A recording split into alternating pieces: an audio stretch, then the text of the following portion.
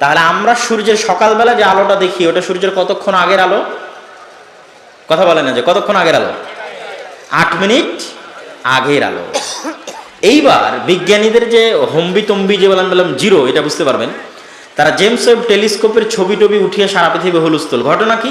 তারা অনেক শক্তিশালী একটা ক্যামেরা তৈরি করেছে। এই ক্যামেরাটা অনেক শক্তিশালী মেশিনের মাধ্যমে পৃথিবী থেকে কয়েক লক্ষ কিলোমিটার উপরে পাঠিয়েছে। উপরে পাঠিয়ে ওই ক্যামেরা বহু দূর পর্যন্ত ছবি তুলতে পারে। তো ওই ক্যামেরাটা কত দূর পর্যন্ত ছবি তুলতে সক্ষম হয়েছে? আলো তার গতিতে 1300 কোটি বছর পথ চললে যত দূর যাবে তত দূরের ছবি তুলতে সক্ষম হয়েছে। আলো তার নিজ গতিতে চললে 1300 কোটি বছর চললে যত দূর যাবে তত দূরের ছবি তুলতে সক্ষম হয়েছে। তাহলে অত দূরের যেই ছবিটা তারা ধারণ করতেছে ওই ছবিটা আমার পর্যন্ত আসতে কত বছর সময় নিত? 1300 কোটি বছর সময় নিত। তাহলে আমি যে ক্যামেরা দিয়ে ও আমার নিকটে পৌঁছার আগেই আমি ওর ছবি তুলছি, সেটা কত বছর আগের? 1300 কোটি বছর আগের ছবি তুলছি। কেন? তার আলোটা আমার পর্যন্ত পৌঁছতে 1300 কোটি বছর সময় নেবে। এবার কল্পনা করেন যে এই মেশিন, যেই মেশিনটা ছবি তুলতেছে, এই মেশিনকে ওখানে পাঠাতে হলে আলোর গতিতে 1300 কোটি বছর চলা লাগবে। আলোর গতিতে মানুষ কোনো যন্ত্র আবিষ্কার করতে পারেনি, কিন্তু যত দূরের ছবি মানুষ তুলতে পারছে তত দূর পর্যন্ত মানুষ যাওয়া বহু দূরের কথা। একটা যন্ত্র পাঠাতে হলে আলোর গতিতে 1300 কোটি বছর যাওয়া লাগবে। তবুও বিজ্ঞানীরা বলতে পারে না যে এটাই শেষ। বলেন আল্লাহু আকবার। তাহলে এটা সবই তো এই নিচের আসমানের নিচে, আসসামাউদ দুনিয়া। এই নিচের আসমানের নিচের রহস্য বিজ্ঞানীদের পক্ষে ভেদ করা সম্ভব হয়নি। এতটুকু পর্যন্ত আমরা তথ্য নিলাম বিজ্ঞানীদের কাছে। এবার নিব রাসূলুল্লাহ সাল্লাল্লাহু আলাইহি ওয়াসাল্লামের কাছে। আব্দুল্লাহ বিন মাসউদ এবং আব্দুল্লাহ বিন আব্বাসের রিওয়ায়াত এবং শাওয়াহিদ ও মুতাবাআত রাসূল সাল্লাল্লাহু আলাইহি ওয়াসাল্লামের পক্ষ থেকে যে এক আসমান থেকে আর এক আসমানের দূরত্ব 500 বছরের পথ। কত বছরের পথ? 500 বছরের পথ। এই 500 বছর কিসের পথ? যত দ্রুত জিনিস পৃথিবীতে আছে তার 500 বছর। এখন পৃথিবীতে সবচেয়ে শক্তিশালী দ্রুতগামী হচ্ছে আলো। আলো যেহেতু ঘন্টায় সেকেন্ডে 3 লক্ষ কিলোমিটার চলে, তাহলে আলোর গতিতে 500 বছর চললে এক আসমান থেকে আর এক আসমানে যাওয়া সম্ভব। এর চেয়ে আরও দ্রুত গতির যদি কিছু আবিষ্কার হয় তো সেটাই এর উপর ফিট হবে, যে সেটার গতিতে 500 বছর চললে এক আসমান থেকে আর এক আসমানে যাওয়া সম্ভব।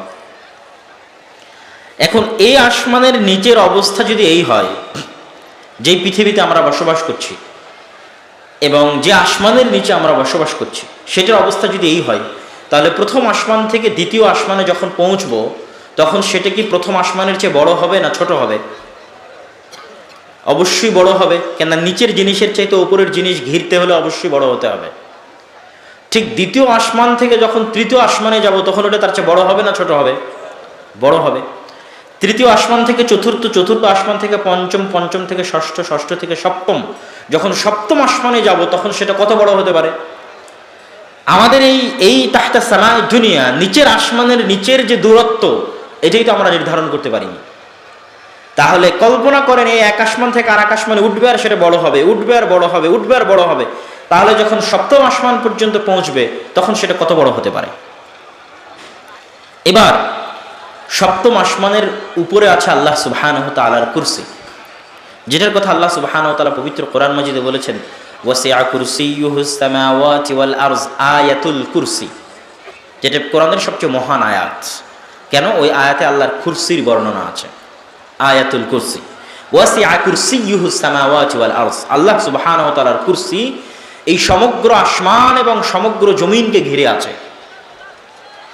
কিভাবে আল্লাহ সুবহানাহু ওয়া তাআলার কুরসি এই 7 আসমান এবং 7 জমিনকে ঘিরে আছে তার বর্ণনা আবু যার গিফারি রাদিয়াল্লাহু তাআলা আনহু একটি হাদিসে দিয়েছেন। আবু যার গিফারি বলেন, কুলতু লিন নবী সাল্লাল্লাহু আলাইহি ওয়াসাল্লাম, ইয়া রাসূলুল্লাহ, ইয়া রাসূলুল্লাহ, হে আল্লাহ সুবহানাহু ওয়া তাআলার রাসূল, আইয়্যিমা আনজালা আলাইকা আযম, আপনার নিকটে যত আয়াত অবতীর্ণ হয়েছে তার মধ্যে সবচেয়ে বড় মহান আয়াত কোনটি? রাসূলুল্লাহ সাল্লাল্লাহু আলাইহি ওয়াসাল্লাম বলেন, আয়াতুল কুরসি। এটা বলার পর রাসূল সাল্লাল্লাহু আলাইহি ওয়াসাল্লাম নিজেই পাল্টা জিজ্ঞেস করছেন, আবু যার আল গিফারি, তুমি কি জানো কুরসি কি? এই প্রশ্ন করার পর রাসূল সাল্লাল্লাহু আলাইহি ওয়াসাল্লাম নিজেই উত্তর দিচ্ছেন কুরসি কি। তিনি উত্তরে বলছেন, মাস সামাওয়াতু সাবআ মাআল কুরসি ইল্লা কাহালাকাতিন মুলকাতিন ফি আরদিন ফালাত। এই যে 7 আসমানের বর্ণনা দিলাম, এই 7 আসমানকে কল্পনা করতে হবে। আমাদের এই আসমানের নিচের অবস্থা বিজ্ঞানীদের গবেষণা অনুযায়ী যে পর্যন্ত আপনাদের সামনে পেশ করেছি সেটাকে মাথায় রেখে আপনাকে কল্পনা করতে হবে প্রথম, দ্বিতীয়, তৃতীয়, চতুর্থ, পঞ্চম, ষষ্ঠ, সপ্তম আসমান পর্যন্ত। এবার এই বাক্য ওখানে ফিট করতে হবে কি? রাসূল সাল্লাল্লাহু আলাইহি ওয়াসাল্লাম বলছেন যে এই মহাবিশ্বের সপ্তম আসমান, 7 আসমান এবং 7 জমিনের তুলনা আল্লাহ সুবহানাহু তাআলার কুরসির সাথে ওই রকম যেমন একটি বিশাল মরুভূমির মধ্যে একটি ছোট্ট আংটি যদি ফেলে রাখা হয়, তো ওই বিশাল মরুভূমির সাথে ছোট আংটির তুলনা যেমন, আল্লাহ সুবহানাহু তাআলার কুরসির সাথে বিশাল 7 আসমান, এই বিশাল 7 জমিনের তুলনা তেমন কেমন? এই বিশাল 7 আসমান এবং 7 জমিন হচ্ছে ওই বিশাল মরুভূমিতে পড়ে থাকা ছোট্ট আংটি, আর ওই বিশাল মরুভূমি হচ্ছে আল্লাহ সুবহানাহু তাআলার কুরসি। বলেন আল্লাহু আকবার। আল্লাহু আকবার মানে আল্লাহ সবচেয়ে বড়, সবচেয়ে মহান। আল্লাহ সুবহানাহু তাআলার বড়ত্ব এবং মহত্ব মাপার মতো, কল্পনা করার মতো শক্তি মানুষের নাই। এবার রাসূল সাল্লাল্লাহু আলাইহি ওয়াসাল্লাম বলছেন, তোমরা কি জানো আরশের সাথে কুরসির তুলনা কি? এতক্ষণ নিচের আসমানের গবেষণা জানাচ্ছিলাম বিজ্ঞানীদের, কল্পনা করতে করতে সপ্তম আসমান, সপ্তম জমিন পর্যন্ত যান। সপ্তম আসমান, সপ্তম জমিন পর্যন্ত যাওয়ার পরে কি দেখলেন? যে সপ্তম আসমান, সপ্তম জমিন একটা আংটির মতো, বিশাল মরুভূমিতে পড়ে থাকা একটা ছোট্ট আংটির মতো, আর ওই বিশাল মরুভূমি হচ্ছে আল্লাহর কুরসি। এবার রাসূল সাল্লাল্লাহু আলাইহি ওয়াসাল্লাম বলছেন, তোমরা কি জানো আরশের সাথে কুরসির তুলনা কি? তো কাফা ফাজলুল আরশি আলাল কুরসি, আরশের তুলনা কুরসির সাথে ওই রকমই যেমন কুরসির তুলনা 7 আসমান 7 জমিনের সাথে, তথা 7 আসমান এবং 7 জমিন যেমন বিশাল মরুভূমিতে পড়ে থাকা একটি ছোট্ট আংটি, আর বিশাল মরুভূমি হচ্ছে আল্লাহ সুবহানাহু ওয়া তাআলার কুরসি, আরশের সাথে কুরসির তুলনা ঠিক অনুরূপী, তথা বিশাল মরুভূমির মধ্যে একটি আংটির মতো হচ্ছে আল্লাহর কুরসি, আর বিশাল মরুভূমি হচ্ছে আল্লাহ সুবহানাহু ওয়া তাআলার আরশ। আল্লাহু আকবার বলেন, আল্লাহু আকবার। তাহলে এবার আমাদের অবস্থান থেকে আল্লাহ সুবহানাহু তাআলা কোথায় আছেন সেটা আমরা কিভাবে কল্পনা করতে পারি? আল্লাহ সুবহানাহু তাআলার জাত, আল্লাহ সুবহানাহু তাআলার সিফাত কত মহান, কত উঁচু, কত মহৎ এবং কত পবিত্র, আর আমরা কত ক্ষুদ্র, কত নগণ্য এবং কত দুর্বল, কত অসহায়। তা আল্লাহ সুবহানাহু তাআলার জাতের কোথায় আছেন এই বর্ণনার সাথে আমাদের জ্ঞান বিজ্ঞানের যে গবেষণা সেই বর্ণনার তুলনা করলে আমাদের সামনে স্পষ্ট হবে। আর একটা হাদিস বর্ণনা করলে আরো স্পষ্ট হবে। রাসূল সাল্লাল্লাহু আলাইহি সাল্লাম বলছেন, আমাকে অনুমতি দেওয়া হয়েছে যেন আমি তোমাদের বলে দিই। কি বলে দিই? যে যেই সমস্ত ফেরেশতারা আরশকে বহন করে আছে তাদের অবস্থা কেমন। আরশকে কিয়ামতের মাঠে 8 জন ফেরেশতা বহন করবেন। বর্তমানে কয়জন করছেন এই রকম স্পষ্ট কোনো বর্ণনা পাওয়া যায় না, তবে কিয়ামতের মাঠের উপর কিয়াস করে বলা যায় যে বর্তমানে হয়তো 8 জন ফেরেশতাই বহন করছেন।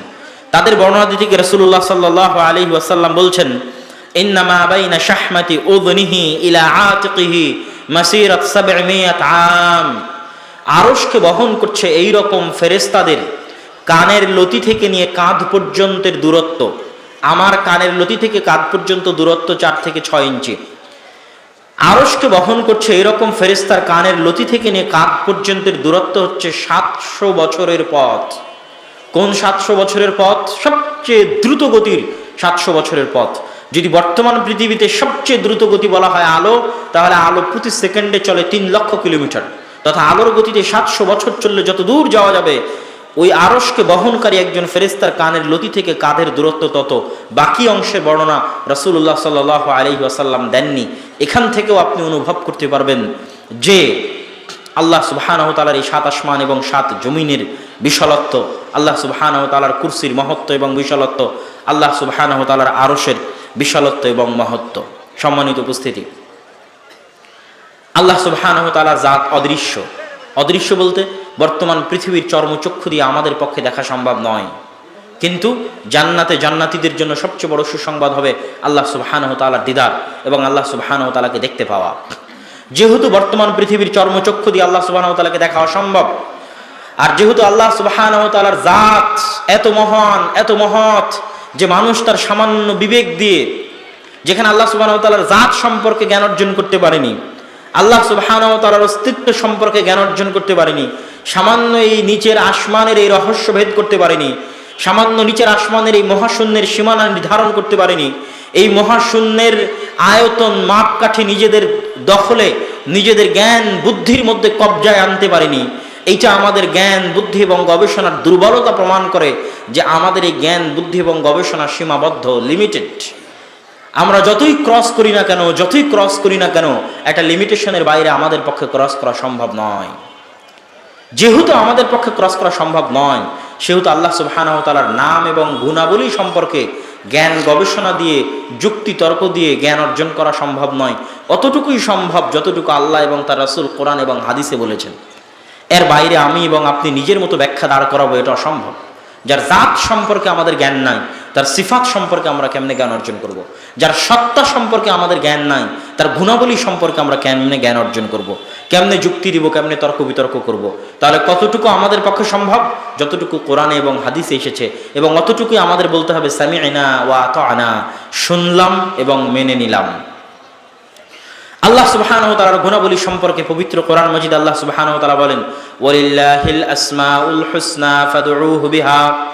আল্লাহ সুবহানাহু ওয়া তাআলার অসংখ্য অগণিত গুণাবলী রয়েছে, তোমরা আল্লাহ সুবহানাহু ওয়া তাআলার অসংখ্য অগণিত নাম দিয়ে, অসংখ্য অগণিত গুণাবলী সম্বলিত নাম দিয়ে তোমরা আল্লাহ সুবহানাহু ওয়া তাআলাকে ডাকো। আপনি বলবেন যে আল্লাহ সুবহানাহু ওয়া তাআলার 99টি নাম, 99টি নাম আমি এবং আপনি জানি, কিন্তু আছে অগণিত এবং অসংখ্য। জানি 99টা, আমি যতটুকু জানি ওটাই শেষ, এ কথা ভুল। আমরা জানি আল্লাহ সুবহানাহু ওয়া তাআলা 99টা নাম, কেন আল্লাহ 99টা জানার সুযোগ দিয়েছে কোরআন এবং হাদিসে, কিন্তু আল্লাহর নাম এবং গুণ অসংখ্য অগণিত, যেটা আমরা জানি না। রাসূলুল্লাহ সাল্লাল্লাহু আলাইহি ওয়াসাল্লাম বলছেন, আন আবি হুরায়রা রাদিয়াল্লাহু তাআলা আনহু আন্নাহু قال قال رسول الله صلى الله عليه وسلم إن لله 99 أسماء من أحصاها دخل الجنة। আল্লাহ সুবহানাহু ওয়া তাআলার 99টা নাম আমরা জানি, আমাদের জানানো হয়েছে। এই 99টা নাম যদি কেউ আয়ত্ত করে নেয়, দাখালাল জান্নাহ, সে জান্নাতে প্রবেশ করে যাবে। আল্লাহু আকবার। এই 99টা নাম মুখস্থ করার কথা বলা হয়নি, বলা হয়েছে আয়ত্ত করা। জাবানি, মুখে মুখস্থ করা এক জিনিস, হৃদয় দিয়ে অনুভব করা, ফিল করা, হৃদয়ঙ্গম করা, জানা বুঝা, সেটার উপর ইবাদত করা, সেটার উপর আমল করা, সেটা অন্য জিনিস। আমরা আল্লাহ সুবহানাহু ওয়া তাআলার নাম এবং গুণাবলী আয়ত্ত করার যেই সফর, এবং আল্লাহ সুবহানাহু ওয়া তাআলাকে জানা, আল্লাহ সুবহানাহু ওয়া তাআলার পরিচয় জানা, তার সম্পর্কে সংক্ষিপ্ত জ্ঞান অর্জন করা, এই সফরে আমরা আজকে এই বক্তব্যের মাঠে আল্লাহ সুবহানাহু ওয়া তাআলার 4টি গুণ সম্পর্কে আপনাদের সামনে আলোচনা করব। 1 আস-সামাদ, 2 আল-লতীফ, 3 আল-ওয়াকিল, 4 আশ-শাকুর। এই 4টি নাম সম্পর্কে জ্ঞান অর্জনের মাধ্যমে আমরা চেষ্টা করব আল্লাহ সুবহানাহু ওয়া তাআলা সম্পর্কে জানতে, আল্লাহ সুবহানাহু ওয়া তাআলা সম্পর্কে অনুভব করতে, এবং আল্লাহ সুবহানাহু ওয়া তাআলা সম্পর্কে জ্ঞান অর্জন করতে। আস-সামাদ এই নামটি আল্লাহ সুবহানাহু ওয়া তাআলা পবিত্র কোরআনে শুধুমাত্র একটি বার ব্যবহার করেছেন। যদিও আজিজুন, হাকিমুন, গফুরুন, রাহিমুন, সামিউন, আলিমুন, এই নামগুলো আল্লাহ সুবহানাহু ওয়া তাআলা পবিত্র কোরআনে অসংখ্য অগণিতবার ব্যবহার করেছে, কিন্তু আস-সামাদ এই নাম শুধুমাত্র একবারই আল্লাহ সুবহানাহু ওয়া তাআলা ব্যবহার করেছেন। দ্বিতীয় পয়েন্ট কি এই নাম সম্পর্কে? এই নামে যে বর্ণগুলো আছে, বর্ণগুলোর আরবি উচ্চারণ খুব ভারী আল্লাহর অন্য নামগুলোর তুলনায়। রাহিমুন, হাকিমুন, গফুরুন, এই নামগুলোর উচ্চারণ অনেক নরম, অনেক মিষ্টি, অনেক হালকা, কিন্তু আরবি উচ্চারণ রীতি অনুযায়ী আস-সামাদ এই নামের উচ্চারণ অনেক ভারী। সাদ, মিম, দাল, অনেক ভারী বর্ণ দিয়ে আল্লাহ সুবহানাহু ওয়া তাআলার এই নামটি সাজানো। 3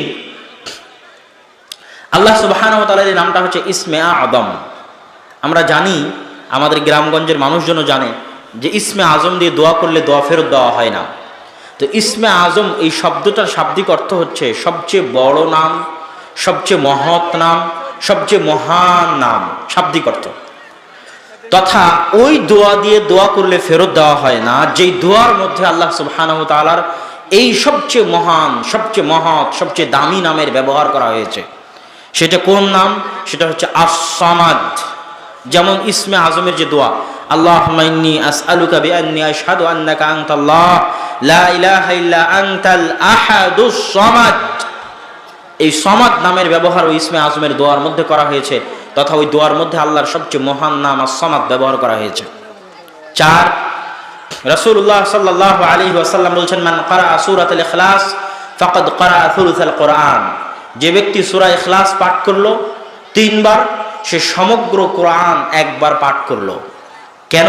সূরা ইখলাসের মধ্যে আল্লাহ সুবহানাহু ওয়া তাআলার আল ইসমুল আ'যাম, সবচেয়ে মহান এবং মহৎ নামের ব্যবহার এবং সেই নামের ব্যাখ্যা করা হয়েছে সূরা ইখলাসের মধ্যে।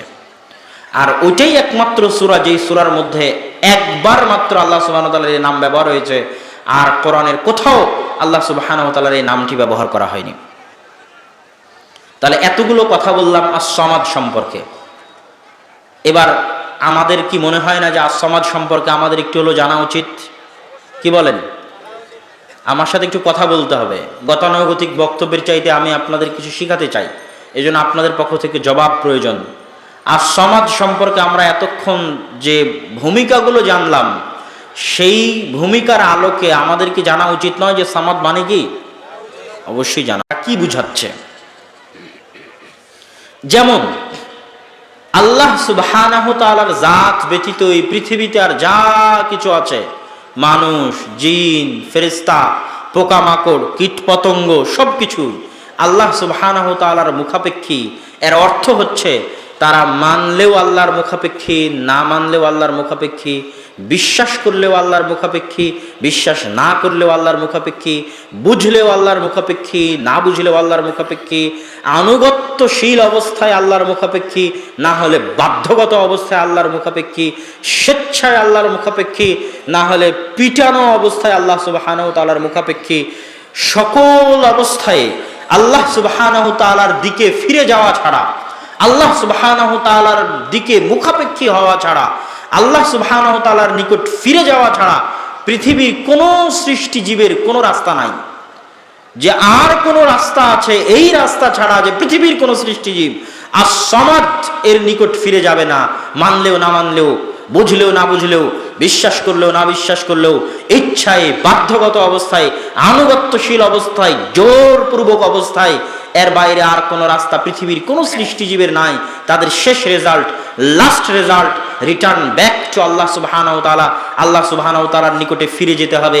এটাই শেষ ঠিকানা, এটাই শেষ রেজাল্ট। পৃথিবীতে যত মানুষ, জিন, ফেরেশতা, কীট পতঙ্গ, পোকামাকড়, যা কিছু জীবজন্তু, জানোয়ার আছে, সবার বুঝলেও না বুঝলেও, মানলেও না মানলেও, ইচ্ছায় অনিচ্ছায়, আনুগত্য অবস্থায়, বাধ্যগত অবস্থায় আল্লাহ সুবহানাহু ওয়া তাআলার মুখাপেক্ষী। আল্লাহ সুবহানাহু ওয়া তাআলার নিকট ফিরে যাওয়া ছাড়া কারো সামনে কোনো রাস্তা নেই। তার উদাহরণ ফিরআউন। 1700 বছরের রাজত্ব এত অল্প সময় নয়। রাসূল সাল্লাল্লাহু আলাইহি ওয়াসাল্লামের চলে যাওয়া এখনো 1400 বছর পার হয়নি। সেখানে ফিরআউন রাজত্ব করেছে 1700 বছর। কত শক্তি এবং কত দাপট থাকলে নিজেকে খোদা দাবি করা যায়, নিজেকে পৃথিবীর প্রতিপালক দাবি করা যায়। সে স্বেচ্ছায় মানতে চায়নি যে তাকে আস-সামাদের নিকট ফিরে যেতে হবে। সে ইচ্ছায়, আনুগত্য অবস্থায় মানতে চায়নি যে আস-সামাদ এই নামের প্রভাব, প্রতাপ এত বেশি যে ওই রকম ফেরাউনের কোনো ভ্যালু নাই। আস-সামাদ এই নামের সামনে, এই নামের প্রভাব এবং প্রতাপ এত এত বেশি। কিন্তু যখন স্বেচ্ছায় মানেনি, বুঝেও মানেনি, বিশ্বাসে মানেনি, তখন অনিচ্ছায়, বাধ্যগত অবস্থায়, 16 আনা অসহায়ত্বের সাথে যখন সে পানিতে ডুবে মরছে, তখন বলছে আমানতু বিরব্বি মূসা ওয়া হারুন। তখন সে বাধ্যগত অবস্থায় নিজের অসহায়ত্ব দেখে সে বুঝতে পেরেছে পৃথিবীতে আসলে এটাই শেষ রেজাল্ট, এর বাইরে আর কোনো রাস্তা নাই, যে আমাকে এবং আপনাকে আল্লাহর নিকটে ফিরে যেতে হবে এবং আমি এবং আপনি আল্লাহ সুবহানাহু ওয়া তাআলার মুখাপেক্ষী, এর বাইরে কোনো রাস্তা নেই। এই জন্য রাসূলুল্লাহ সাল্লাল্লাহু আলাইহি ওয়াসাল্লাম এবং আল্লাহ সুবহানাহু ওয়া তাআলা বলেছেন যে মানুষ যদি আসমান ফেড়ে উপরে উঠে, মানুষ যদি জমিন ফেড়ে নিচে চলে যায়, তবুও মানুষ কোথায় যাবে? যেমন বাপের সাথে যখন বনিবনা হয় না, তখন বাড়ি ছেড়ে বের হয়ে যাবো, তোর বাড়িতে থাকবো না। আমরা করি না এরকম অনেক মানুষই করে, রাগ করে বাড়ি থেকে বের হয়ে গেছে। যখন আল্লাহ সুবহানাহু ওয়া তাআলাকে মানবে না, তো আল্লাহ সুবহানাহু ওয়া তাআলার রাজত্ব থেকে বের হয়ে যেতে হবে। তা আল্লাহ সুবহানাহু ওয়া তাআলার রাজত্ব থেকে বের হয়ে আসমান ফেড়ে উপরে যাবে, না হয় জমিন ফেড়ে নিচে যাবে, গিয়ে যাবে কোথায়? বাপের বাড়ি ছেড়ে তো বের হয়ে গেলেন, আল্লাহর রাজত্ব ছেড়ে কোথায় যাবেন? এটা আল্লাহর প্রশ্ন। যে মানুষ যদি আসমান ফেড়ে উপরে উঠে, জমিন ফেলে নিচে কোথাও যায়, যেখানেই যাক সেখানে কার রাজত্ব? আল্লাহ সুবহানাহু ওয়া তাআলার রাজত্ব। তাহলে আস-সামাদ তার নিকটে মানলেও ফিরতে হবে, না মানলেও ফিরতে হবে, বুঝলেও ফিরতে হবে, না বুঝলেও ফিরতে হবে, জানলেও তার মুখাপেক্ষী, না জানলেও তার মুখাপেক্ষী, স্বেচ্ছায় তার মুখাপেক্ষী না হলে বাধ্য হয়ে তার মুখাপেক্ষী হতে হবে, আনুগত্যশীল অবস্থায় তার মুখাপেক্ষী না হলে পিটানো অবস্থায়, জোরপূর্বক অবস্থায় তার মুখাপেক্ষী হতে হবে। আপনারা আপনাদের নিজেদের উদাহরণ দেখতে পারেন। মানুষের যখন টাকা বেশি হয় মাটিতে পা থাকে না, কিন্তু সামান্য এক করোনার সময় মানুষের যে ভীতিকর অবস্থা তা বুঝিয়ে দেয় মানুষ কত দুর্বল। আপনার পরীক্ষা যে আপনি স্বেচ্ছায় আল্লাহর কাছে ফিরে আসবেন, স্বেচ্ছায় আল্লাহর মুখাপেক্ষী হবেন, না যখন প্যারালাইজ হয়ে মেডিকেলের বেডে পড়ে থাকবেন, না যখন অ্যাক্সিডেন্ট হয়ে হাত পা ভেঙে যাবে, না যখন করোনা হয়ে আইসিইউতে থাকবেন, না যখন আর কোনো বড় বিপদে পড়বেন, তখন আল্লাহর কাছে ফিরে আসবেন, বাধ্যগত অবস্থায় ফিরে আসবেন, সেটার অপেক্ষায় না স্বেচ্ছায় আল্লাহ সুবহানাহু ওয়া তাআলার কাছে ফিরে আসবেন। এটাই হচ্ছে আমার এবং আপনার পরীক্ষা। সম্মানিত উপস্থিতি, আল্লাহ সুবহানাহু ওয়া তাআলার মুখাপেক্ষী সব কিছু, তার আর একটা দলিল দিয়ে আল্লাহ সুবহানাহু ওয়া তাআলা যে অমুখাপেক্ষী সে আলোচনায় যাব। আল্লাহ সুবহানাহু ওয়া তাআলা পবিত্র কোরআন মাজিদে বলেছেন, ইউসাব্বিহু লিল্লাহি মা ফিস সামাওয়াতি ওয়া মা ফিল আরদ। আল্লাহ সুবহানাহু ওয়া তাআলার তাসবিহ পাঠ করে আসমান, জমিন এবং তার মাঝে যা কিছু আছে সকল কিছু, জীবজন্তু, জানোয়ার, কীট পতঙ্গ, জড় বস্তু, জড় পদার্থ, মানুষ, জিন, ইনসান, ফেরেশতা, যা কিছু আছে সব কিছু কার তাসবিহ পাঠ করে? আল্লাহ সুবহানাহু ওয়া তাআলা তাসবিহ পাঠ করে। তার অর্থ কি?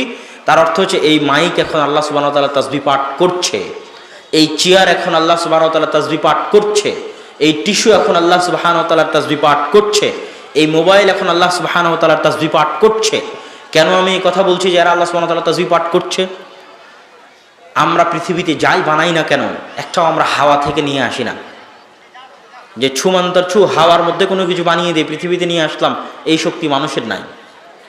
যেমন মানুষ যদি মোবাইল দিয়ে আমাকে আমেরিকা, লন্ডনে কথা বলাতে পারে, তো এটা মানুষের শক্তি নয়। আল্লাহ সুবহানাহু ওয়া তাআলার বাতাসে এই শক্তি আছে যে আমার আওয়াজ আমেরিকা পর্যন্ত পৌঁছানো সম্ভব। আমার আওয়াজ যদি এখান থেকে ওই প্যান্ডেলের শেষ মাথা পর্যন্ত পৌঁছতে পারে, তো আরেকটু চেষ্টা করলে আমেরিকা পর্যন্ত পৌঁছানো সম্ভব। তো এই শক্তিটা কার দেওয়া? আল্লাহর দেওয়া। সেটাকে মানুষ ব্যবহার করেছে মাত্র। সেটাকে মানুষ কি করেছে? ব্যবহার করেছে। তার আমাদের সামনে আমরা যা কিছু ব্যবহার করছি, এই tissue, mic, light, fan, mobile, সব কিছুর আসলটা আল্লাহর দেওয়া সৃষ্টি। সেখান থেকে মানুষ রিসাইকেল করে, রিইউজ করে, নতুন সংমিশ্রণ ঘটিয়ে নতুন কিছু বানিয়েছে। এতটুকুই মানুষের কৃতিত্ব। কিন্তু আসল সৃষ্টি যখন আল্লাহর, প্রথম সৃষ্টি যখন আল্লাহর, তো আল্লাহর সৃষ্টি আল্লাহর তাসবিহ পাঠ করবে না? আপনার কি মনে হয় করবে না? করবে না? করবে। এই কাঠ যখন চেয়ার করা হয়েছে, আর আগে যখন গাছ ছিল, গাছের যদি পাতা হতে পারে, গাছের যদি ফল হতে পারে, গাছের যদি ফুল হতে পারে, গাছকে আল্লাহর তাসবিহ পাঠ করতে পারে না? বলেন পারে না? পারে না? পারে। তো গাছ যদি তখন তাসবিহ পাঠ করতে পারে, আপনি সেই গাছ কেটে চেয়ার বানালেন, তাই গাছ আর আল্লাহর তাসবিহ পাঠ করবে না, এর কোনো যুক্তি আছে? এই কথার পিছনে কি আপনার কোনো প্রমাণ আছে? গাছ যদি পাতা জন্ম দিতে পারে, গাছ যদি ফল দিতে পারে, ফুল দিতে পারে, গাছ কি তাসবিহ পাঠ করতে পারে না? গাছ কেটে যখন চেয়ার বানানো হয়েছে তখন তাসবিহ পাঠ করে না, এর প্রমাণ কি? কোনো প্রমাণ নাই। তাহলে আমরা আমাদের চোখের সামনে যা ব্যবহার করছি সবই তো মূল আল্লাহর সৃষ্টি, মূল জায়গায় তো আল্লাহর সৃষ্টি। আমি এই জুব্বা ব্যবহার করছি, এটার মূল কোথায়? সুতা, সুতা থেকে তুলা, তুলা থেকে কোথায়? আবার কোনো গাছের কাছে, যেখানে আল্লাহ সুবহানাহু ওয়া তাআলার মূল সৃষ্টি। এই মাইক, এই লাইট, এই মোবাইল, এই মেটাল, আমার বাড়ির ইট, আমার বাড়ির ছাদ, আমার বাড়ির ইট কি দিয়ে তৈরি? মাটি দিয়ে তৈরি।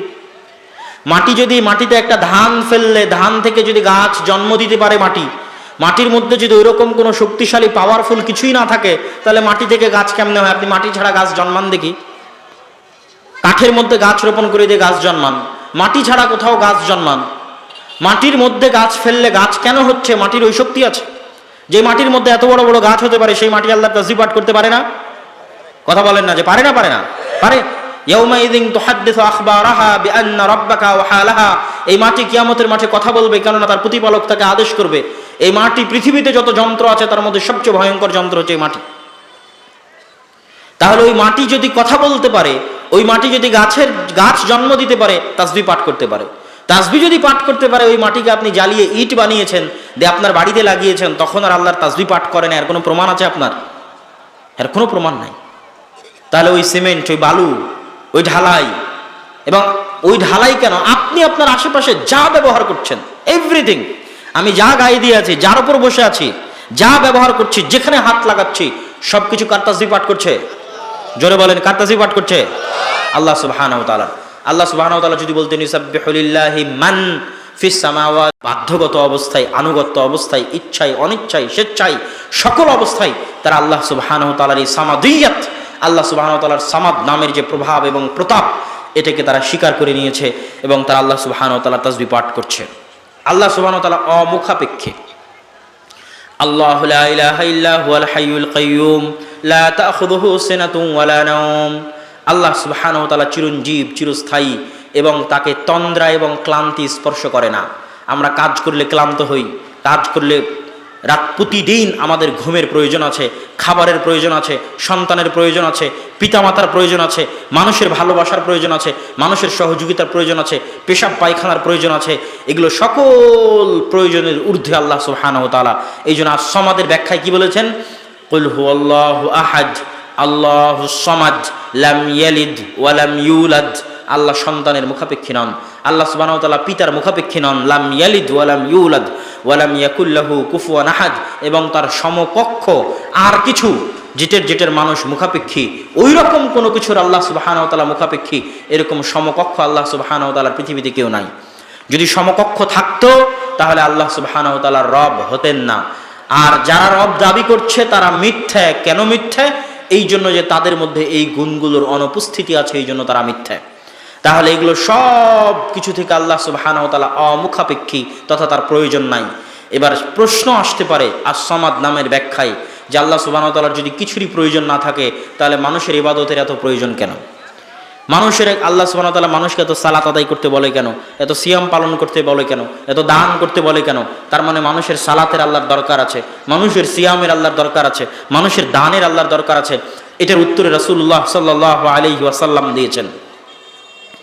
হাদিসে কুদসি আল্লাহ সুবহানাহু ওয়া তাআলা বলছেন, ইয়া ইবাদি কুল্লুকুম জাই' ইল্লা মান আত'আমতুহু। হে আমার বান্দারা, তোমরা প্রত্যেকেই ক্ষুধার্ত, ইল্লা মান আত'আমতুহু, তবে যাকে আমি আল্লাহ খাওয়ার ব্যবস্থা করে দিয়েছি সে ব্যতীত প্রত্যেক আদম সন্তান ক্ষুধার্ত। ফাস্তাতিমুনি, তোমরা আমার কাছে খাবার চাও, খাদ্য খাবার আমার কাছে চাও। উতইমুকুম, আমি তোমাদেরকে খাওয়াবো। ইয়া ইবাদি কুল্লুকুম আর, হে আমার বান্দারা তোমরা সবাই নগ্ন, তোমাদের পরার কাপড় নেই। ইল্লা মান কাসাউতুহু, তবে যাকে আমি আল্লাহ কাপড় পরার সুযোগ দিয়েছি সে ব্যতীত। ফাস্তাকসুনি, তোমরা আমার কাছে কাপড় ভিক্ষা চাও, আমি তোমাদেরকে কাপড় দিব পরিধান করার। এই কথাগুলোর অর্থ অনেক অনেক অনেক গভীর। আপনার কাছে যতই মনে হয় সকালবেলা মাঠে গিয়ে আপনি জমি জায়গা চাষ করে খাবার নিয়ে এসে আপনি খাচ্ছেন, সেটাকে আল্লাহ এখানে অস্বীকার করছে। এমনভাবে অস্বীকার করেছে যার মধ্যে কোনো ফাঁক ফোকর নাই, ডাইরেক্ট অ্যাকশন। কিভাবে ডাইরেক্ট অ্যাকশন? বলছে কুল্লুকুম যায়, তোরা সবাই ক্ষুধার্ত, কারো পেটে ভাত নাই। মানে সম্পূর্ণরূপে নাফি, সম্পূর্ণরূপে না। ইল্লা মান আত'আমতুহু, একমাত্র ওই খেতে পেয়েছে যাকে আমি খাবার দিয়েছি। ফাস্তাতিমুনি, অথবা আমার কাছে খাবার চাও। তাহলে এই ছোট্ট খাবারটুকু আল্লাহ তার কাছে চাইতে বলছে, কিন্তু আমরা চাই না। চাই না দেখে আমরা ধনী হই না, চাই না দেখে আমাদের ধন সম্পদে বরকত নাই, চাই না দেখে আমাদের কোনো কিছুতে বরকত নাই। মনে করছি নিজের চেষ্টায় যতদূর যাওয়া যায়। আল্লাহ বলছে এটা তোমার চেষ্টা না, আমি দেই। কোনো না কোনো দয়ার ভিত্তিতে আল্লাহ সুবহানাহু ওয়া তাআলা দেন, যেটা আপনি মনে করেন হয়তো আপনি করছেন, কিন্তু না, পিছনে অন্য কোনো কারণ থাকে যেই কারণে আল্লাহ সুবহানাহু ওয়া তাআলা আপনাকে দিচ্ছে। কেন আল্লাহ তো সরাসরি নাফি করছে যে তোমরা সবাই উলঙ্গ, কারো কাপড় পরার ক্ষমতা নাই। ইল্লা মান কাসাউতু, যাকে আমি আল্লাহ কাপড় পরার তৌফিক দিয়েছি। তবে আমার কাছে কাপড় ভিক্ষা চাও, কাপড় কেনার দরকার আমার কাছে দোয়া করো যে আল্লাহ সুবহানাহু ওয়া তাআলা কাপড়ের প্রয়োজন, আপনি কাপড় দেন, আমার কাছে চাও, আমি দিব। তারপর আল্লাহ সুবহানাহু ওয়া তাআলা কি বলছেন? ইয়া ইবাদি লাউ আন্না আউওয়ালাকুম ওয়া আখিরাকুম ওয়া ইনসাকুম ওয়া জিন্নাকুম লাউ কানু আলা আতকা কলবি আহাদিম মিনকুম।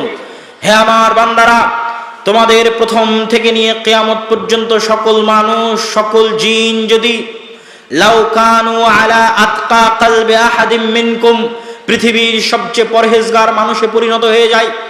আজকে বাগডাঙ্গা মাঠে যত মানুষ উপস্থিত আছে সবাই যদি মুহাম্মদ সাল্লাল্লাহু আলাইহি সাল্লামের মতো পরহেজগার হয়ে যায়, আমি এবং আপনি থেকে শুরু করে সারা পৃথিবীর সবাই যদি মুহাম্মদ সাল্লাল্লাহু আলাইহি সাল্লামের মতো পরহেজগার হয়ে যায়, কল্পনা করেন এখন পৃথিবীতে সব গান বাজনা, বাদ্যযন্ত্র, গুনাহ, আল্লাহ সুবহানাহু ওয়া তাআলার অবাধ্যতা, অবৈধ কাজ, সকল কিছু বন্ধ হয়ে গেল।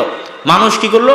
ফেরেশতাদের মতো জমিনে সিজদায় লুটিয়ে পড়লো, সিজদা থেকে আর উঠলো না, মরা পর্যন্ত সিজদাতেই থাকবে আর আল্লাহর তাসবিহ পাঠ করবে, সুবহানাল্লাহ, আলহামদুলিল্লাহ, আল্লাহু আকবার, লা ইলাহা ইল্লাল্লাহ, এই তাসবিহ তাহলিল জিকির আজকারে মগ্ন থাকবে মরা পর্যন্ত সারা পৃথিবীর সব মানুষ।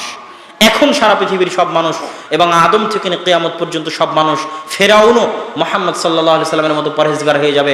আল্লাহ সুবহানাহু ওয়া তাআলা বলছেন, যদি হয়ে যায় তো আমার রাজত্বে তোমাদের এই তাসবিহ তাহলিল ইবাদত কোনো উপকার করতে পারবে না, আমার সরিষা সমপরিমাণ কাজে আসবে না তোমাদের এই ইবাদত। দ্বিতীয় বাক্য কি আল্লাহ সুবহানাহু ওয়া তাআলা বলছেন?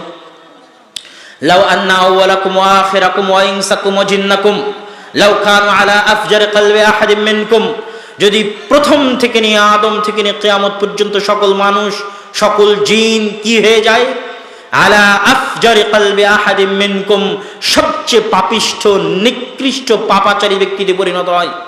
সবাই যদি ফেরাউন কারুনের মতো পাপিষ্ঠ পাপাচারী হয়, নমরুদের মতো পাপিষ্ঠ পাপাচারী হয়, সবাই যদি 24 ঘন্টার জন্য আল্লাহ সুবহানাহু ওয়া তাআলাকে গালিগালাজ করা শুরু করে, ইবাদত বন্দেগী বহু দূরের কথা, অবাধ্য এবং অবৈধ কাজ লিপ্ত থাকে 24 ঘন্টা, এবং 24 ঘন্টা আল্লাহ সুবহানাহু ওয়া তাআলাকে গালিগালাজ করে সারা পৃথিবীর সকল মানুষ, তো রাসূলুল্লাহ সাল্লাল্লাহু আলাইহি ওয়াসাল্লাম বলছেন, আল্লাহ সুবহানাহু ওয়া তাআলা বলছেন, কি বলছেন?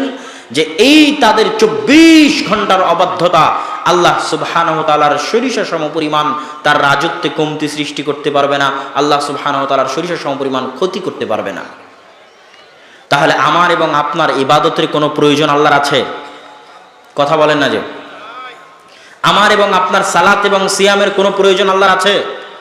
আল্লাহ সুবহানাহু ওয়া তাআলার কোনো ঠেকা পড়েনি আমার এবং আপনার সালাত সিয়ামের, আমার এবং আপনার দানের, আমার এবং আপনার টাকার। আমরা সালাত সিয়াম করছি, দান করছি নিজেদের স্বার্থে। আল্লাহ সুবহানাহু ওয়া তাআলা ঠেকা পড়েনি কেন? তিনি হচ্ছেন আল্লাহুস সামাদ। ওই যে বলেছে অমুখাপেক্ষী, তো অমুখাপেক্ষী তো অমুখাপেক্ষী। আপনার সালাত সিয়ামেরও মুখাপেক্ষী নন, আপনার দান সাদাকারও মুখাপেক্ষী নন। কেন? কুল হুয়াল্লাহু আহাদ আল্লাহুস সামাদ।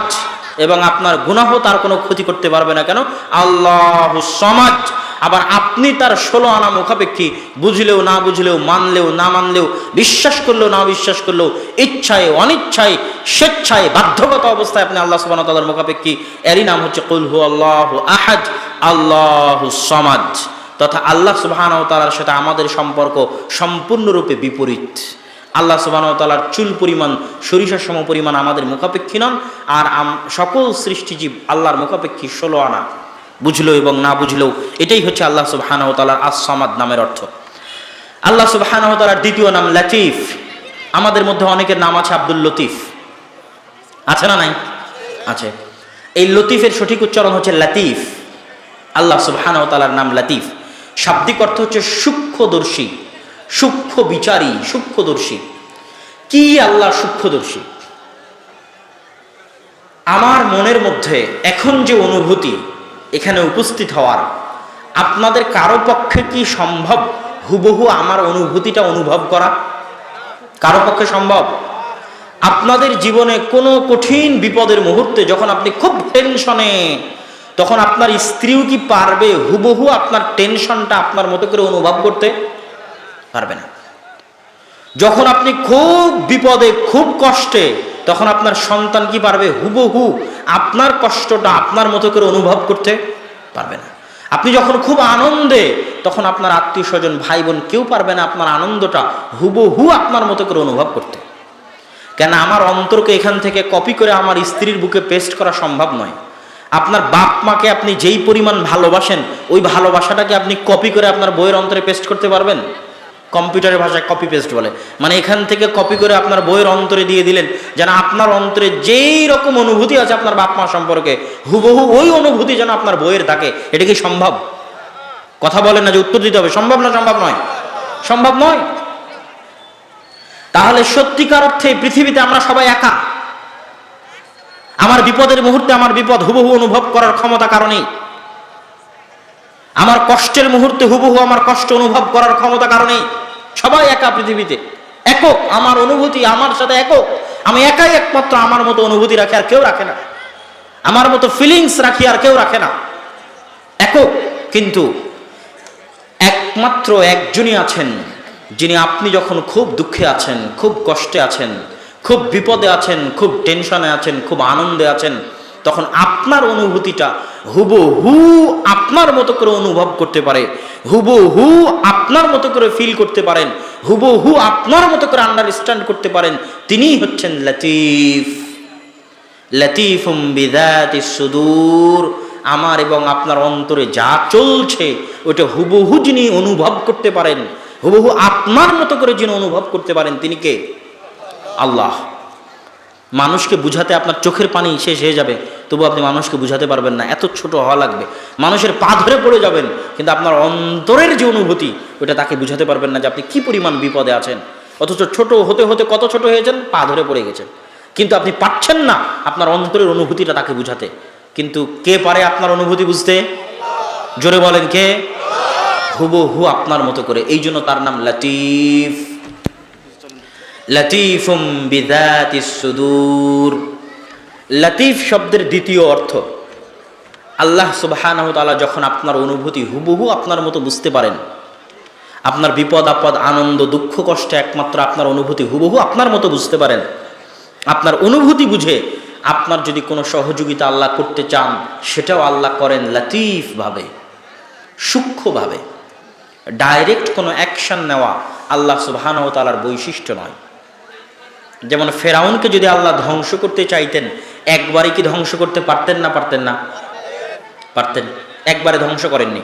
ফেরাউনকে ধ্বংস করার পরিবেশ পরিস্থিতি তৈরি করার জন্য লম্বা সময় যাবৎ তিনি কাজ করেছেন, এবং তার প্রত্যেকটা পদক্ষেপ ছিল অনেক লতিফ, অনেক সূক্ষ্ম। কিভাবে মুসা আলাইহিস সালামকে তার মায়ের কোল থেকে নিয়ে ফেরাউনের বাড়িতে লালন পালন করালেন, ফেরাউন বুঝতেই পারল না যে তার বাড়িতে তার শত্রু লালিত পালিত হচ্ছে।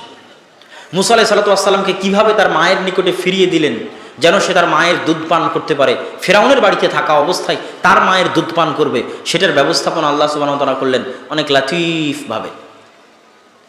আল্লাহ সুবহানাহু ওয়া তাআলার এই লতিফ নামের ব্যাখ্যা সবচেয়ে ভালো যদি কেউ বুঝতে চায় তাহলে সূরা ইউসুফ আলাইহিস সালামের ঘটনা তাকে পড়তে হবে। ইউসুফ আলাইহিস সালামের ঘটনার প্রতিটি পরতে পরতে আল্লাহ সুবহানাহু ওয়া তাআলার এই নামের বহিঃপ্রকাশ আছে। কিভাবে এই নামের বহিঃপ্রকাশ আছে? ইউসুফ আলাইহিস সালামের ঘটনা শুরু হয় একটি স্বপ্ন দিয়ে। ইউসুফ আলাইহিস সালাম বলছেন, ইয়া আবাতি ইন্নী রাআইতু আহাদা আশারা কাওকাবা। হে আমার পিতা, আমি স্বপ্নে দেখছি 11টা তারকা আমাকে সিজদা করছে। এই স্বপ্ন দিয়ে ঘটনা শুরু। চলতে চলতে কত স্তর অতিক্রম করে 30 বছর, 25 থেকে 30 থেকে 40 বছর যাবৎ এই স্তরগুলো অতিক্রান্ত হয়েছে। কুয়ার মধ্যে থেকে কৃতদাস হিসেবে বাজারে বিক্রি হয়ে, মিথ্যা অপবাদ মাথায় নিয়ে 7 বছর জেলখানায় কাটিয়ে, বাদশার স্বপ্নের মাধ্যমে জেলখানা থেকে মুক্ত হয়ে অর্থমন্ত্রীর দায়িত্ব নেওয়ার পর মিশরে যখন তার বাবা এবং তার 10 ভাই মিশরে গেলেন, গিয়ে ইউসুফ আলাইহিস সালামকে দেখে তার সম্মানের সিজদা করলেন, তখন ইউসুফ আলাইহিস সালাম কি বলছেন? ইয়া আবাতি হাদা তাবিলুর রুইয়া। হে আমার পিতা, ওই যে ছোটবেলায় স্বপ্নে দেখেছিলাম 11টা তারকা আমাকে সিজদা করবে, এটাই ছিল সেই স্বপ্ন। আপনারা 11 জন আমাকে সিজদা করতেছেন, এটাই ছিল ওই স্বপ্নের ব্যাখ্যা। কিন্তু এখনো আমার কথা শেষ হয়নি। এই লম্বা ঘটনা বলার পরে কোথায় 11টা তারকার সিজদা দিয়ে ঘটনা শুরু, এবং 25-30 বছর পরে 11 জন সিজদা করার মাধ্যমে ঘটনার এন্ডিং হচ্ছে, শেষ সমাপ্তি হচ্ছে। তারপরে ইউসুফ আলাইহিস সালামের ভাষায় পবিত্র কোরআনে আল্লাহ সুবহানাহু ওয়া তাআলা বলছেন, ইন্না রাব্বি লাতীফুল লিমা ইয়াশা। আমার প্রতিপালক যদি কিছু করতে চান অনেক লতিফ এবং সূক্ষ্মভাবে তিনি সেটা করেন। এই হলো আমার তারজমাতুল বাব, বক্তব্যের মূল অংশ। যে 11টা তারকা সিজদা দিবে সেটা বাস্তবায়ন হতে কত লম্বা পথ পরিক্রমা পেরিয়ে 30 বছর পরে এসে সেটা বাস্তবায়ন হচ্ছে। ঘটনার শেষে ইউসুফ আলাইহিস সালাম বলছেন, ইন্না রাব্বি লাতীফুল লিমা ইয়াশা। আমার প্রতিপালক কিছু করতে চাইলে অনেক সূক্ষ্মভাবে করেন। ইউসুফ আলাইহিস সালাম যদি না জানতেন যে আল্লাহ সুবহানাহু ওয়া তাআলা লাতীফ, তাহলে 7 বছর জেলখানায় থাকতে থাকতে উনি ক্লান্ত হয়ে যেতেন, হতাশ হয়ে যেতেন। আমরা যেমন আমাদের জীবনে হতাশ হই কেন? আমরা জানি না যে আল্লাহ সুবহানাহু ওয়া তাআলা হচ্ছেন লাতীফ। কোনটার পিছনে কোনটা আছে, কোনটা কি জন্য ঘটছে, এটা একমাত্র কে জানে? আল্লাহ সুবহানাহু ওয়া তাআলা জানে। তাহলে আপনার বিমান মিস হলো, ট্রেন মিস হলো, ধন সম্পদ নষ্ট হয়ে গেল, সন্তান হারিয়ে গেল, সন্তান পানিতে ডুবে মারা গেল, কোনোটার পিছনে আপনার কাছে মনে হচ্ছে অকল্যাণ, কিন্তু তার মধ্যে কল্যাণ থাকতে পারে, আপনি জানেন না কেন। আল্লাহ সুবহানাহু ওয়া তাআলা হচ্ছেন লতিফ, লতিফুল লিমা ইয়াশা। তাহলে লতিফ শব্দের দুইটা ব্যাখ্যা। এক, আমার এবং আপনার অন্তরের অনুভূতি একক, পৃথিবীতে আর কেউ বুঝতে পারে না। বুঝতে পারলে আপনার সাথে আপনার বইয়ের সমস্যা হতো না, বুঝতে পারলে আপনার ছেলের সাথে আপনার সমস্যা হতো না, বুঝতে পারলে দলে দলে মানুষ বিভক্ত হতো না। একজনের অন্তর আরেকজন বুঝতে পারে না দেখেই তো সমস্যা। আন্ডারস্ট্যান্ডিং গ্যাপ, বুঝার গ্যাপ, সেখান থেকে মারামারি, গন্ডগোল, তালাক, তাহলিল। যেহেতু কেউ কাউকে বুঝতে পারে না, একমাত্র কে বুঝতে পারেন? আল্লাহ সুবহানাহু ওয়া তাআলা বুঝতে পারেন।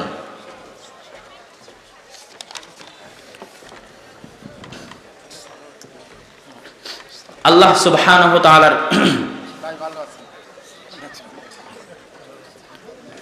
আল্লাহ সুবহানাহু ওয়া তাআলার তৃতীয় নাম আল ওয়াকিল।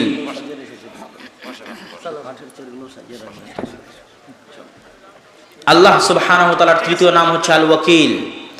আমরা যেমন আমাদের কেস কোর্ট কাচারিতে, আমাদের আদালতের মামলা লড়ার জন্য উকিল নির্ধারণ করি, তথা আমার জেল জুলুম ফাঁসির দায়িত্ব আমি আমার উকিলকে দিয়ে দিলাম, ঠিক সেই রকম আল্লাহ সুবহানাহু ওয়া তাআলার একটি নাম হচ্ছে আল ওয়াকিল। তিনি দায়িত্ব গ্রহণ করতে চান, দায়িত্ব নিতে চান ওয়াকিল হিসেবে।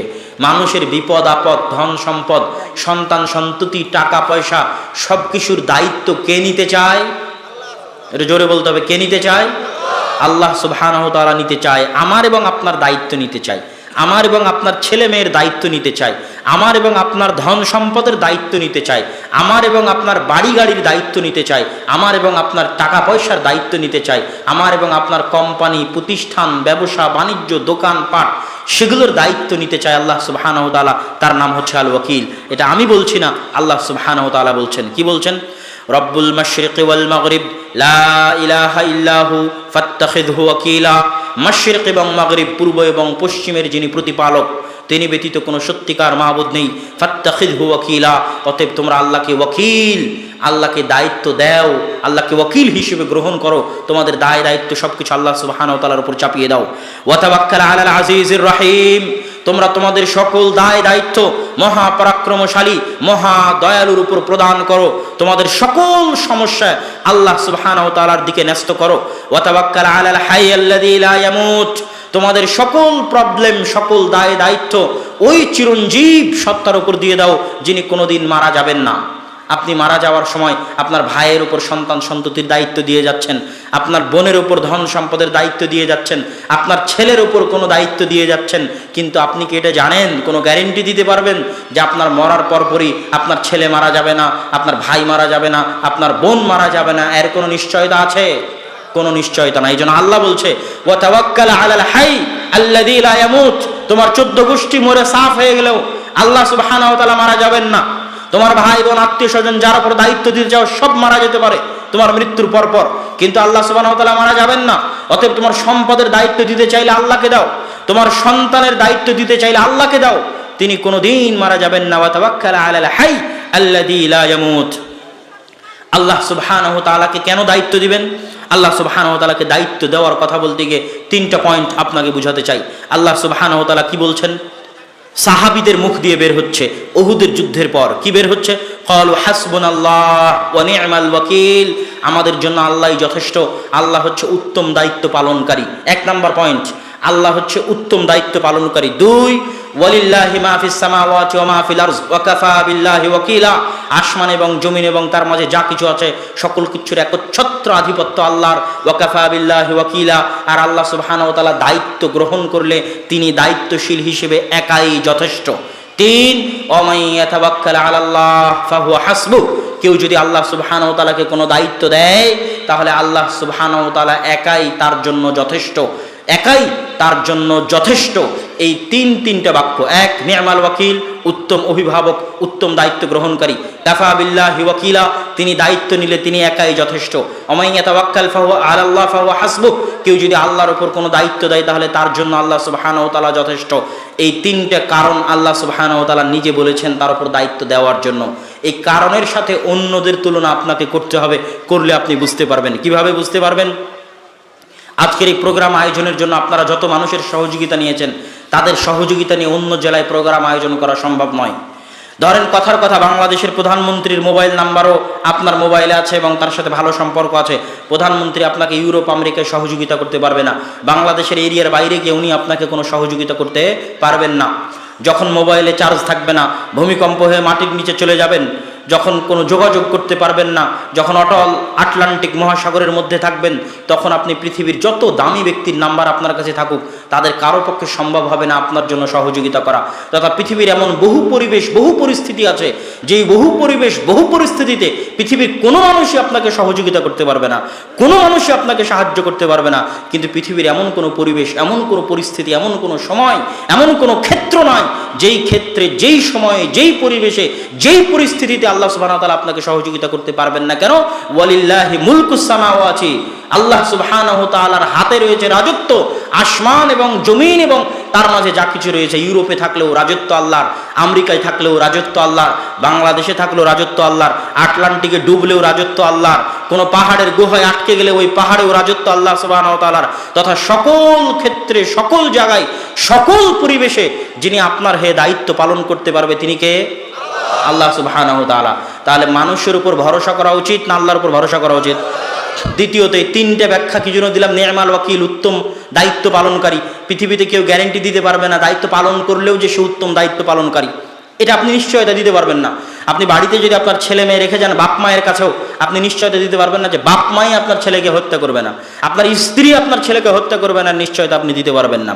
আপনার কাজের বিশ্বস্ত মেয়ে আপনার ছেলেকে হত্যা করবে না, এর নিশ্চয়তা আপনি দিতে পারবেন না। উত্তম দায়িত্ব পালন করার গ্যারেন্টি আপনি পৃথিবীর কারো কাছে পাবেন না, যতই অন্য মানুষ আপনার দায়িত্ব পালন করতে চাক। না হলে ওই চিটাগাঙের ওই ছোট বাচ্চার টুকরো টুকরো দেহ ওই সমুদ্রে ভেসে ভাসানো অবস্থায় পাওয়া যেত না। কেননা সে তার বিশ্বস্ত মানুষের কাছেই তার বাপ মা তাকে রেখে গেছিল, কিন্তু বিশ্বস্ত মানুষের কাছে রেখে গেছে, নি'মাল ওয়াকিলের কাছে রেখে যায়নি, কাফা বিল্লাহি ওয়াকিলের কাছে দায়িত্ব দিয়ে যায়নি, ওয়া মান ইয়াতাওয়াক্কাল আলাল্লাহ ফাহুয়া হাসবুহ, তার কাছে দায়িত্ব দিয়ে যায়নি। তাহলে যিনি উত্তম দায়িত্বশীল, সবাই ধোঁকা দিতে পারে, যিনি ধোঁকা দিবেন না তিনি কে? তাহলে যখন বাসা থেকে বের হবেন, সন্তানের দায়িত্ব কার উপর দিয়ে যেতে হবে? যখন সন্তানকে বাসা থেকে বিদায় দিবেন, তার দায়িত্ব কার উপর দিতে হবে? যখন মারা যাবেন বা কোথাও যাবেন, সম্পদ, ধন সম্পদ যা কিছু আছে, আপনার বিপদ আপদ, আপনার সমস্যায়, আপনার প্রবলেম, পরিবারের প্রবলেম, সমাজের প্রবলেম, দেশের প্রবলেম, সব দায়িত্ব কার উপর দিতে হবে? আল্লাহ সুবহানাহু ওয়া তাআলার উপর মানসিকভাবে দিতে হবে। এইটাই হচ্ছে আল্লাহ সুবহানাহু ওয়া তাআলার নাম আল ওয়াকিল, এটাই হচ্ছে আল্লাহ সুবহানাহু ওয়া তাআলার উপর তাওয়াক্কুল। এবং এই ওয়াকিল নামের বিশ্বাস যাদের অন্তরে থাকে তারা কোনো সময় টলেন না। মুসা আলাইহিস সালাতু ওয়াস সালাম যখন সামনে বিশাল সমুদ্র দেখেছে, তখন তিনি ভয়ে ভীত হননি। কেননা তিনি তার দায়িত্ব কি নিজের উপর নিয়েছেন না আল্লাহর উপর দিয়েছেন? তার দায়িত্ব আল্লাহর উপর দিয়েছেন। মারলেও আল্লাহ সুবহানাহু ওয়া তাআলার, বাঁচালেও আল্লাহ সুবহানাহু ওয়া তাআলার। সুতরাং টেনশন করে তো লাভ নাই। এই একই অবস্থা ছিল নবী রাসূলদের, তারা জানতেন আল ওয়াকিল হচ্ছে আল্লাহ সুবহানাহু ওয়া তাআলা। ইউনূস আলাইহিস সালাতু ওয়াস সালাম যখন মাছের পেটে, যখন তিনি বললেন লা ইলাহা ইল্লা আনতা সুবহানাকা ইন্নী কুনতু মিনাদ যালিমিন, তখন মাছের পেটের অন্ধকার, সমুদ্রের অন্ধকার, আর রাত্রে উনি ঝাঁপ দিয়েছিলেন নদীতে, সেই রাতের অন্ধকার, সকল অন্ধকার ভেদ করে তার এই দোয়া আল্লাহ সুবহানাহু ওয়া তাআলার আরশে পৌঁছেছে না পৌঁছেনি? পৌঁছেছে। কারণ আল্লাহ সুবহানাহু ওয়া তাআলা ওয়াকিল, তাকে যখন কেউ ডাকে তখন তিনি তার ডাকে সাড়া দেন এবং তিনি তার দায়িত্ব পালন করেন। আল্লাহ সুবহানাহু ওয়া তাআলার দায়িত্ব পালনের একটি উদাহরণ দিয়ে এই অংশের আলোচনা শেষ করব। ইব্রাহিম আলাইহিস সালাতু ওয়াস সালাম যখন ছেলে মেয়েকে নির্জন মরুভূমিতে রেখে আসলেন, পাহাড়ের আড়ালে এসে হাত তুলে দোয়া করে তিনি দায়িত্ব কাকে দিচ্ছেন? আল্লাহকে। এখন আপনি বলবেন ইব্রাহিম আলাইহিস সালাতু ওয়াস সালাম তো অনেক দামি নবী, তার দায়িত্ব তো আল্লাহ নিবেই। যেমন আজকের যুগে যারা সেলিব্রিটি হয়, ভাইরাল হয়, তাদেরকে তো প্রশাসন একটু আলাদাভাবে মূল্যায়ন করে, সে তো সহযোগিতা পাবেই। আমার তো নাম না জানা, অজানা গুমনাম, আমাকে আবার কে মূল্যায়ন করবে? এবার আপনার জন্য একটা ঘটনা শোনাই। মুসা আলাইহিস সালাতু ওয়াস সালাম এবং খিজির আলাইহিস সালাতু ওয়াস সালাম যখন তৃতীয় স্টপেজে, যখন এটি ভাঙ্গা ঘর তারা ঠিক করে দিচ্ছেন, আল্লাহ সুবহানাহু ওয়া তাআলা পবিত্র কোরআন মাজিদে বলছেন যে এটা আল্লাহ চান যে তারা এই ঘর ঠিক করে দিক। কেন? ওই ঘরে দুইজন এতিম সন্তানের সম্পদ আছে, আর দুই এতিম সম্পদের সন্তানের সম্পদ হেফাজতের দায়িত্ব তাদের বাপ মা আল্লাহর উপরে দিয়ে গেছিলেন। ওয়া কানা আবুহুমা সালিহা, তারা ছিলেন সৎ, তারা সৎ পিতামাতা নিজেদের এতিম সন্তানের সম্পদ হেফাজতের দায়িত্ব আল্লাহকে দিয়েছে। ওই দুই এতিম সন্তানের নামও কেউ জানে না, ওই দুই সৎ বাপ মায়ের নামও কেউ জানে না। ওই দুই সৎ বাপ মা কোনো নবী রাসূলও ছিল না, কোনো যে আপনি যেটা বলবেন যে ইব্রাহিম আলাইহিস সালামের দোয়া তো আল্লাহ কবুল করেছে, ইউনূস আলাইহিস সালামের করেছে, আমার কিভাবে করবে? ওই দুই এতিম সন্তানও কোনো নবী রাসূল ছিলেন না। তথা আমার আপনার মতো স্বাভাবিক সাধারণ মানুষ, নাম না জানা অচেনা মানুষ আল্লাহর উপর দায়িত্ব দিতে সেলিব্রিটি ভাইরাল হওয়া লাগে না দুনিয়ার মতো। আমরা সবাই আল্লাহর বান্দা হিসেবে সমান। তো এই নাম না জানা অচেনা দুই ব্যক্তির দুই সন্তানের সম্পদ রক্ষা করার জন্য আল্লাহ সুবহানাহু ওয়া তাআলা মুসার মতো নবীকে দিয়ে কাজ করিয়েছেন। তো আমার এবং আপনার দেওয়া দায়িত্বকে আল্লাহ পালন করতে পারেন না? পারেন। আল্লাহ সুবহানাহু ওয়া তাআলা আল ওয়াকিল। চতুর্থ পয়েন্ট সংক্ষিপ্ত বলে শেষ করব, আশ-শাকুর। আল্লাহ সুবহানাহু ওয়া তাআলা শুকরিয়া আদায়কারী, কৃতজ্ঞতা স্বীকারকারী। কৃতজ্ঞতা তো মানুষ স্বীকার করবে, আল্লাহ কেন স্বীকার করবেন? আল্লাহর আমরা কি উপকার করেছি যে আল্লাহ কৃতজ্ঞতা স্বীকার করবেন? অথচ আল্লাহ কোরআনে নিজেকে বলেছেন ইন্নাহু গফুরুন শাকুর। আল্লাহ হচ্ছেন ক্ষমাশীল এবং শুকরিয়া আদায়কারী। এটার অর্থ হচ্ছে আল্লাহ সুবহানাহু ওয়া তাআলা শুকরিয়া আদায় করবেন আমার এবং আপনার ভালো কাজের। আমরা যখন কোনো মানুষকে উপকার করি তখন তার কাছে শুকরিয়া চাই, থ্যাংক ইউ চাই, ধন্যবাদ চাই। এই থ্যাংক ইউর মূল্য কি বলা পর্যন্তই শেষ, কিন্তু তারপরে অন্তরে আফসোস থাকে তার এত উপকার করলাম, একটা ধন্যবাদ পর্যন্ত দিল না, একটা থ্যাংক ইউ পর্যন্ত দিল না। আজকে যদি আপনি আল্লাহর এই শাকুর নাম বুঝে যান, আপনার অন্তরে মানুষের উপকার করতে কোনো কার্পণ্য থাকবে না। জীবনে বহু মানুষের উপকার করে ঠকেছেন, বহু মানুষের উপকার করে ধোঁকা খেয়েছেন, বহু মানুষের উপকার করে সে আপনার ক্ষতি করেছে, কিন্তু আল্লাহ সুবহানাহু ওয়া তাআলা বলছে তাদের কাছ থেকে কৃতজ্ঞতার আশা করার দরকার নাই। সে কৃতজ্ঞতা স্বীকার করবে কি করবে না সেটা তার ব্যাপার, কিন্তু আমি এবং আপনি যখন মানুষের উপকার করব তখন সেই উপকারের বিনিময়ে, আমাদের এই কাজের বিনিময়ে ওই ব্যক্তি শুকরিয়া আদায় করবে। এটা আল্লাহ সুবহানাহু ওয়া তাআলা বলছেন না, আমাদের এই কাজের শুকরিয়া কে আদায় করবে? আল্লাহ সুবহানাহু ওয়া তাআলা আদায় করবে। একটা ছোট্ট উদাহরণ দিয়ে শেষ করি। মানুষের দুনিয়ার লজিক অনুযায়ী ওই পতিতালয়ের মহিলা যে কুকুরকে পানি পান করিয়েছিল, দুনিয়ার লজিক অনুযায়ী পতিতালয়ের মহিলার শুকরিয়া আদায় করা উচিত ওই কুকুরের। তো কুকুর শুকরিয়া আদায় করতে গিয়ে কি করবে? কুকুর তো কৃতজ্ঞ প্রাণী, অকৃতজ্ঞ নয়। কুকুর কি করবে? কুকুর তাকে মনিব মেনে নিয়ে তার পোষ মানবে, তার কথায় উঠবে, তার কথায় বসবে, তার সাথে থাকবে। এটা হলো দুনিয়ার লজিক, যে আমি একটা পিপাসার্থ কুকুরকে পানি পান করালাম, কুকুর এখন আমার কৃতজ্ঞতা স্বীকার করছে। কিন্তু আল্লাহ সুবহানাহু ওয়া তাআলা বলছেন যে কুকুর কৃতজ্ঞতা স্বীকার করবে কি করবে না এটা বহু পরের প্রশ্ন। পতিতালয়ের মহিলা যেহেতু একটি পিপাসার্থ মানুষকে পানি পান করিয়েছে, এই কুকুরকে সহযোগিতা করার শুকরিয়া, কৃতজ্ঞতা কুকুর আদায় করবে কি করবে না এটা বহু পরের প্রশ্ন, কিন্তু এটার কৃতজ্ঞতা এবং শুকরিয়া আল্লাহ আদায় করবেন। আর আল্লাহ সুবহানাহু ওয়া তাআলার কৃতজ্ঞতা শুকরিয়া আদায়ের কোনো লিমিটেশন নাই। মানুষ শুকরিয়া আদায় করতে করতে আপনার কি করবে বলেন? আমি আজকে প্রোগ্রামে আসার জন্য আপনারা আমার কি শুকরিয়া আদায় করবেন? ধন্যবাদ দিবেন, থ্যাংক ইউ বলবেন, টাকা পয়সা দিয়ে শুকরিয়া আদায় করবেন, আর কি করবেন? আর কি দিয়ে আপনি শুকরিয়া আদায় করতে পারেন? কিন্তু আল্লাহ সুবহানাহু ওয়া তাআলা যদি আমার এখানে আসার শুকরিয়া আদায় করতে চায়, তার শুকরিয়া আদায় করার কোনো লিমিটেশন আছে? কোনো সীমাবদ্ধতা আছে? সামান্য একজন পতিতালয়ের মহিলাকে যদি সামান্য একটি কুকুরকে পানি পান করানোর কারণে তার